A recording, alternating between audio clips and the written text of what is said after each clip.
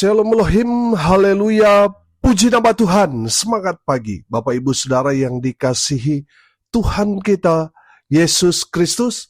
Jumpa lagi bersama saya Pendeta Samuel Mabuntu dalam Renungan Pagi ke 2903 hari. Renungan pagi ini mengudara, puji Tuhan. Bapak Ibu Saudara yang dikasihi Tuhan, sebelum kita membaca, mendengarkan, dan merenungkan firman Tuhan hari ini, mari kita berdoa, minta pimpinan Roh Kudus. Kita berdoa. Bapa di surga, berbicaralah kepada kami semua, pakai firman Tuhan ini untuk menegur kami, menasihati kami, meneguhkan iman percaya kami, dan memberkati kami semua. Di dalam nama Tuhan Yesus yang adalah firman Allah yang hidup, kami berdoa. Amin. Haleluya. Bapak Ibu Saudara yang dikasihi Tuhan, bersama dengan saya kita akan belajar Alkitab dari kitab Kejadian sampai kitab Wahyu. Mari buka Alkitab kita. Wahyu pasal 1 ayat 9 sampai ayat 11. Demikian firman Tuhan. Aku Yohanes, saudara dan sekutumu dalam kesusahan, dalam kerajaan dan dalam ketekunan, menantikan Yesus berada di pulau yang bernama Patmos oleh karena firman Allah dan kesaksian yang diberikan oleh Yesus. Pada hari Tuhan, aku dikuasai oleh Roh dan aku mendengar dari belakangku suatu suara yang nyaring seperti bunyi sangkakala. Katanya, apa yang engkau lihat, tuliskanlah di dalam sebuah kitab dan kirimkanlah kepada ketujuh jemaat ini, ke Efesus, ke Smyrna, ke Pergamus, ke Tiatira, ke Sardis, ke Philadelphia, dan ke Laodikia. Amin. Firman Tuhan, haleluya. Bapak Ibu Saudara yang dikasihi Tuhan, mari kita belajar dari situasi kondisi yang dialami oleh Rasul Yohanes ketika dia ada dalam pembuangan di Pulau Patmos. Keadaan Rasul Yohanes di Pulau Patmos tidak dalam keadaan baik-baik saja. Ingat, dia ada dalam pembuangan. Saudara yang dikasihi Tuhan, Rasul Yohanes, dia mengalami satu pengalaman yang luar biasa, di mana dia digoreng, direbus karena iman, karena kepercayaannya, karena panggilannya dalam pelayanan, dan juga karena dia seorang rasul. Bapak Ibu Saudara yang dikasihi Tuhan, seringkali kita berpikir, kalau kita sudah dekat dengan Tuhan, sudah terlibat dalam pelayanan, pasti keadaan kita baik-baik saja. Itu harapan kita, betul? Tapi kenyataannya, kita seringkali ada di dalam situasi di mana kehidupan kita yang sudah aktif terlibat dalam pelayanan, mungkin sudah bertahun-tahun, belasan bahkan puluhan tahun kita melayani, tapi kita masih hidup dalam pergumulan. Bapak Ibu Saudara yang dikasihi Tuhan, mari kita belajar dari seorang Rasul Yohanes yang dipakai Tuhan dengan luar biasa. Tapi lihat bagaimana dia hidup. Yang pertama, Rasul Yohanes hidup dalam kesusahan. Bapak Ibu Saudara perhatikan ayat 9a di sana. Aku Yohanes, saudara dan sekutumu dalam apa? Dalam kesusahan. Amin. Haleluya. Bapak Ibu Saudara, ada pandangan sesat dari orang yang menganut teologi kemakmuran. Bagi mereka, orang Kristen tidak boleh miskin. Orang Kristen tidak boleh sakit. Bapak Ibu Saudara yang dikasihi Tuhan, dalam kebenaran firman Tuhan ini kita dapat melihat bahwa Rasul Yohanes yang adalah orang yang dikasihi Yesus di antara 12 rasul. Rasul Yohanes ini orang yang paling dekat, yang paling dikasihi oleh Tuhan Yesus. Saudara lihat kehidupannya. Dia tidak hidup dalam berkelimangan harta. Dia tidak hidup nyaman. Dia tidak ada di dalam kalangan orang-orang kaya yang sukses diberkati dalam tanda kutip. Orang-orang teologi kemakmuran memandang bahwa orang Kristen harus kaya raya, harus sehat dan punya segala-galanya. Saudara lihat Rasul Yohanes. dia mengalami kesusahan. Karena apa?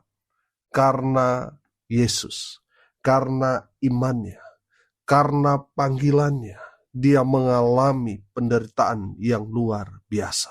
Saudara, bukankah itu Alkitabiah? Tuhan Yesus pernah berkata dalam Injil Matius 16 ayat 24, setiap orang yang mau mengikut aku, ia harus menyangkal dirinya, memikul salibnya, dan mengikut aku. Bapak Ibu Saudara, perhatikan, memikul salibnya dan mengikut aku. Salib itu adalah gambaran penderitaan. Sejak kita mengambil satu keputusan untuk mengikut Yesus, pada saat itu juga kita sudah memikul salib. Bapak Ibu Saudara yang dikasihi Tuhan, kalau saudara mengambil keputusan untuk mengikut Yesus, saudara harus rela menderita. Amin. Bapak Ibu Saudara, hanya sedikit orang yang mau menderita. Banyak di antara kita mau diberkati. Betul apa benar? Padahal firman Tuhan mengajarkan kepada kita, kalau kita mau mengikut Yesus, kita harus rela menderita, harus pikul salib. Bapak Ibu Saudara yang dikasihi Tuhan, Rasul Yohanes, orang yang dipakai Tuhan dengan luar biasa, punya kuasa. Sudah bayangkan, dia sudah digoreng, sudah direbus, gak mati-mati, saudara.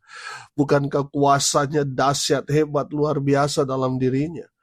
Saudara yang dikasihi Tuhan, lihat, dalam posisi Rasul Yohanes yang sangat populer, karena dia dipakai Tuhan dengan luar biasa. Saudara lihat hidupnya, dia mengalami kesusahan.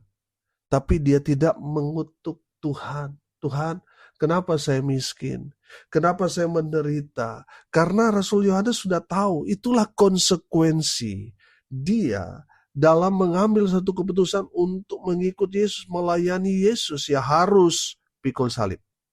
Bapak Ibu Saudara yang dikasihi Tuhan, kalau saudara mengikut Tuhan hanya karena mujizat, di saat saudara tidak terjadi mujizat, akhirnya saudara meninggalkan Yesus. Saudara, kalau saudara mengikut Yesus karena ingin diberkati, ingin sukses, dan saudara menjalani kehidupan ternyata tidak sesuai dengan harapan saudara, akhirnya apa saudara? Saudara kecewa sama Tuhan, tinggalkan Tuhan. Saudara dengar ini baik-baik.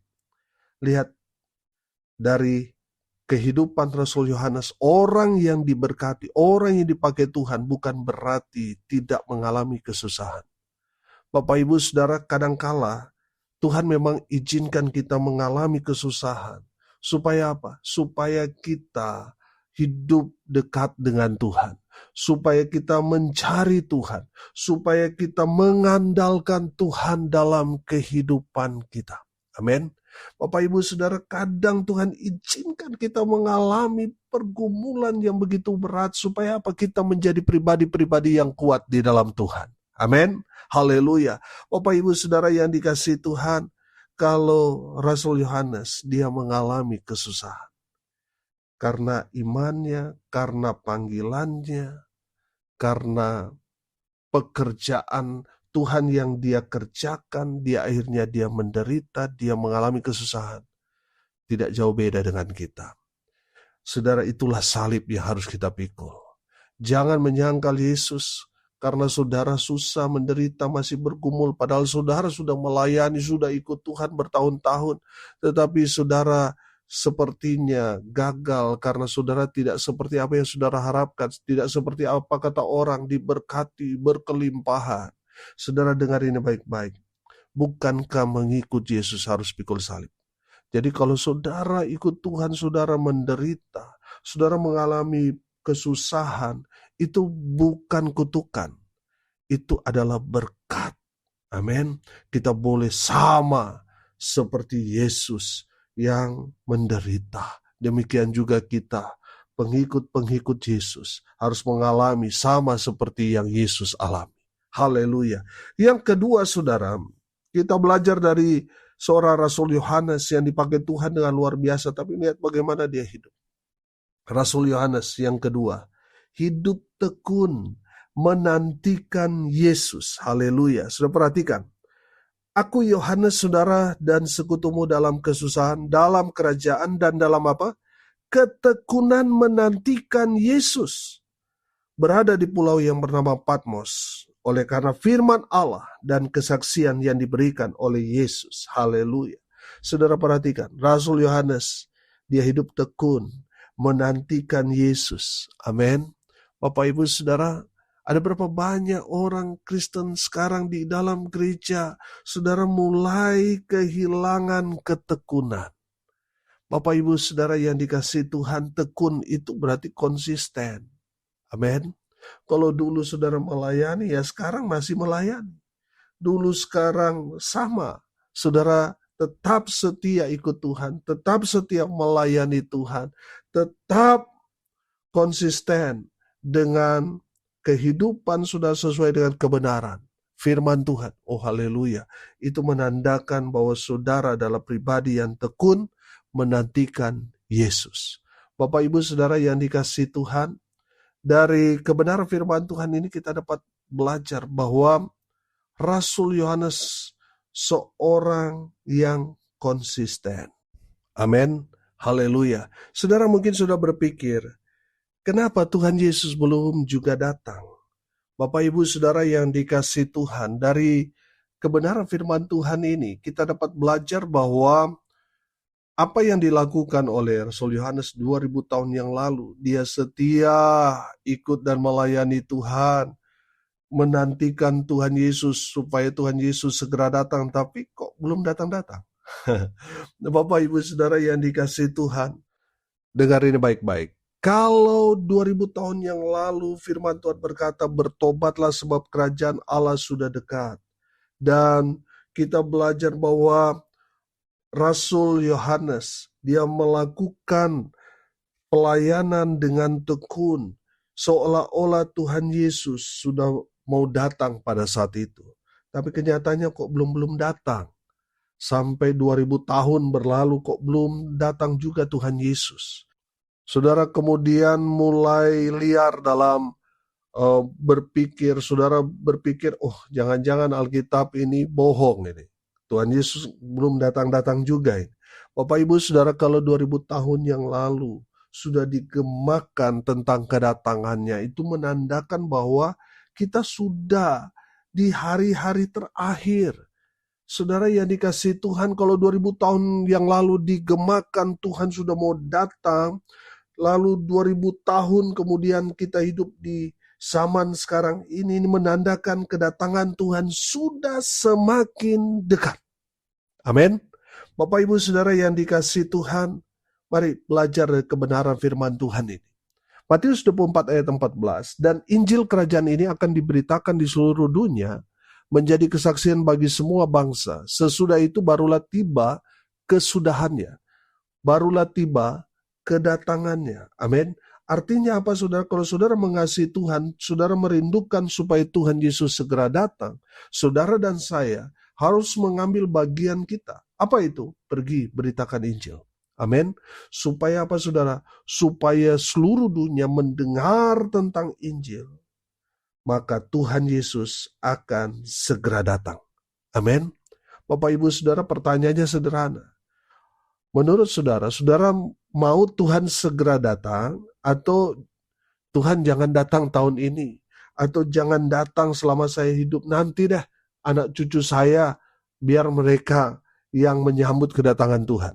Saudara yang dikasihi Tuhan, kalau kita orang yang percaya kepada Tuhan Yesus, pasti yang kita rindukan adalah kedatangannya. Saudara, kalau saudara mengasihi Tuhan, Tuhan Yesus segera datang menjemput saudara dan saya di atas awan-awan. Beritakan Injil kerajaan Allah kepada semua orang. Sehingga semua orang boleh mendengar tentang Yesus, mereka boleh percaya, maka Tuhan Yesus akan segera datang ke dalam dunia ini. Haleluya. Bapak Ibu Saudara yang dikasihi Tuhan, kembali kepada Rasul Yohanes. Lihat bagaimana dia tekun menantikan Yesus. Seolah-olah Tuhan Yesus akan datang hari itu. Bapak Ibu Saudara yang dikasihi Tuhan, Saya yakin dan percaya semua ketekunan kita, semuanya tidak akan pernah sia-sia. Amin.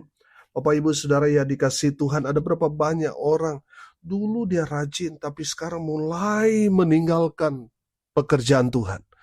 Mulai tidak setia. Saudara belajar dari Rasul Yohanes. Dia hidup tekun, menantikan Yesus. Amin. Bapak Ibu Saudara, mari kita kerjakan, lakukan. Segala sesuatu yang Tuhan percayakan seolah-olah Tuhan akan datang hari ini. Bapak Ibu Saudara, yang ketiga kita belajar dari Rasul Yohanes di ayat 10 dan ayat 11, perhatikan. Pada hari Tuhan aku dikuasai oleh Roh dan aku mendengar dari belakangku suatu suara yang nyaring seperti bunyi sangkakala. Katanya, apa yang engkau lihat tuliskanlah di dalam sebuah kitab dan kirimkanlah kepada ketujuh jemaat ini, ke Efesus, ke Smyrna, ke Pergamus, ke Tiatira, ke Sardis, ke Philadelphia, dan ke Laodikia. Haleluya. Bapak Ibu Saudara yang dikasihi Tuhan, Rasul Yohanes dari kebenaran firman Tuhan ini, dia menyampaikan firman Tuhan sesuai dengan apa yang Tuhan, yang adalah Sang Firman, berbicara kepada Yohanes. Amin. Saudara yang dikasihi Tuhan, dengar ini baik-baik. Di zaman modern ini, di mana teknologi maju pesat, saudara, ada berapa banyak hamba Tuhan mencari gampang. Saudara, sekarang ini ada saudara aplikasi-aplikasi, apa yang saudara ingin khotbahkan, saudara tinggal catat di situ, saudara keluar semua poin-poin. Saudara, saya melihat, ini sangat membahayakan. Memang kelihatannya cepat untuk menyimpulkan apa yang kita baca dalam firman Tuhan. Kalau kita masukkan ke aplikasi itu langsung sama poin-poinnya, begitu gampang. Tapi ini membahayakan kerohanian hamba Tuhan. Saudara yang dikasihi Tuhan, memang ketika kita mempersiapkan pelayanan firman, memang banyak sekali pergumulan. Banyak orang cari gampang. Akhirnya apa saudara? Kerohaniannya bobrok. Bapak Ibu Saudara, Tuhan mau kita mengalami Tuhan. Di saat kita mempersiapkan firman Tuhan, biar firman itu yang menguasai kita. Membuka, menyingkapkan rahasia Tuhan dalam kebenaran firman Tuhan yang kita baca. Amin. Jangan cari gampang. Memang kelihatannya saudara, kelihatan pintar. Karena begitu cepat. Tetapi saudara kehilangan intisari firman di sana. Bapak Ibu Saudara yang dikasihi Tuhan, saya belajar dari kebenaran firman Tuhan ini. Bahwa firman Tuhan itu hidup. Dan Tuhan mau kita menyampaikan firman itu fresh. Sama seperti orang buat roti saudara. Fresh, harum, masih hangat saudara. Wah, itu baunya harum dan langsung masuk ke pikiran, ke perut. Wah, itu sangat-sangat luar biasa.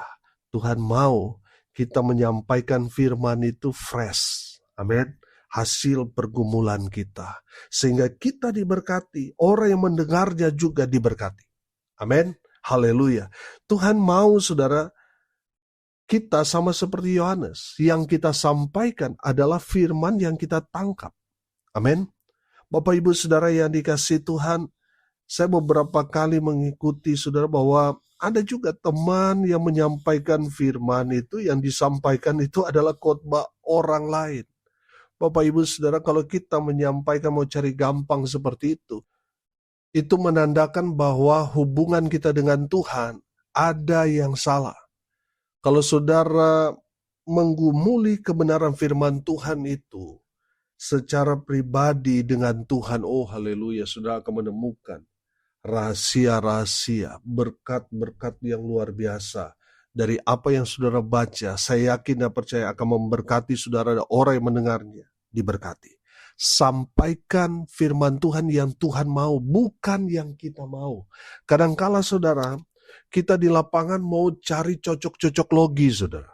Supaya kita dapat amplop banyak, saudara mulai cari cocok-cocok logi. Saudara yang dikasihi Tuhan, Banyak orang sudah persiapan mantap tapi bisa berubah, saudara. Karena apa, saudara? Karena mau cocok-cocok logi. Sampaikan sesuai dengan apa yang Tuhan mau kita sampaikan. Apa yang saudara sudah tangkap, gumuli dengan Tuhan, itu yang harus saudara sampaikan. Amin. Jangan terpengaruh dengan keadaan, dengan situasi, saudara, yang dikasih Tuhan. Lihat Rasul Yohanes. Dia menyampaikan firman Tuhan murni, apa adanya. Haleluya. Bapak Ibu Saudara, hari ini kita belajar dari seorang tokoh yang luar biasa, yaitu Rasul Yohanes. Walaupun dia dipakai Tuhan dengan luar biasa, dia orang yang dikasihi Tuhan, dia memiliki kuasa yang luar biasa. Tapi saudara lihat, dia masih hidup dalam kesusahan. Saudara lihat kehidupan Yohanes. Dia tekun menantikan Yesus. Dia setia, konsisten, melakukan pekerjaan Tuhan. Oh haleluya. Dan yang terakhir, kita belajar dari Rasul Yohanes. Dia menyampaikan firman Tuhan sesuai dengan apa yang Tuhan mau Yohanes sampaikan kepada jemaat. Haleluya. Bapak Ibu Saudara, mari kita seperti Rasul Yohanes menyampaikan firman Tuhan apa adanya. Haleluya. Mari kita berdoa. Terima kasih Bapa di surga atas berkat firman yang sungguh memberkati kami. Berkati semua pendengar dimanapun mereka berada. Tuhan memberkati hidup mereka. Rumah tangga mereka diberkati. Usaha, pekerjaan, pelayanan mereka dibuat beruntung, berhasil dalam segala hal. Mereka yang sakit Tuhan sembuhkan. Mereka yang lemah Tuhan kuatkan.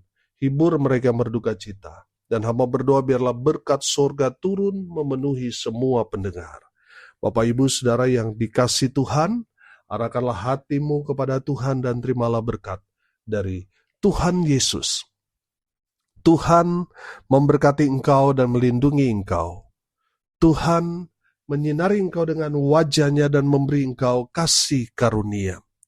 Tuhan menghadapkan wajah-Nya kepadamu dan memberi engkau damai sejahtera. Di dalam nama Tuhan Yesus, sumber pada segala berkat. Bapak Ibu Saudara yang percaya, diberkati Tuhan, katakan amin. Puji Tuhan. Bapak Ibu Saudara yang dikasih Tuhan, kalau saudara merasa diberkati melalui renungan pagi ini, bagikan juga kepada saudara-saudara yang lain supaya mereka juga diberkati, karena untuk itulah kita dipanggil untuk jadi berkat. Salam kasih dari Bali. Saya Pendeta Samuel Mawuntu. Sampai jumpa besok pagi. Tuhan Yesus memberkati kita semua. Haleluya.